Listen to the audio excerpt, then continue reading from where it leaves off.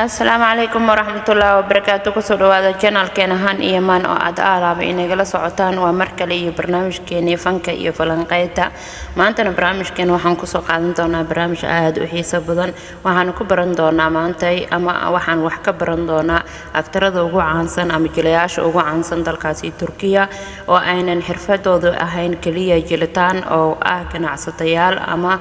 كجرا سوق بسنس كاي جناسية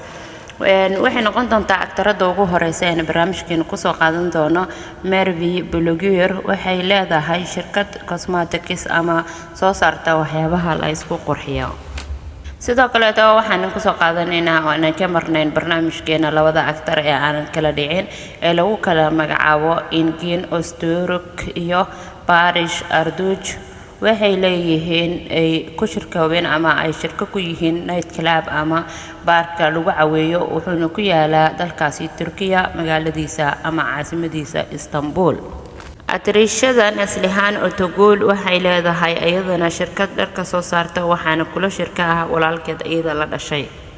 sidoo kale tana aktarka caanka ah ee lagu magacaabo Erkan Betikaya wuxuu leeyahay isagana maqaaxi weyn maqaaxidaasna waxay ku taalaa dalkaasi Turkiya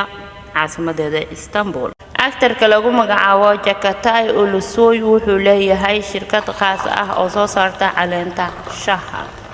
aktarka caanka ah ee Can Yaman wuxuu leeyahay shirkad soo saarta barfuunada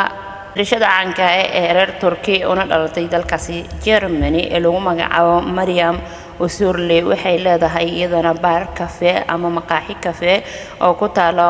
dalkaasi Germany aktarka ugu dambeeya barnaamijkeena ku soo qaadan doona lambarka 8 wuxuu noqon doonaa Burak Özçivit wuxuu ku leeyahay dalkaasi Turkiya maqaaxid ee lagu sameeyo cuntooyinka kala duwan waxaana lagu magacaabo maqaayada Sibalibay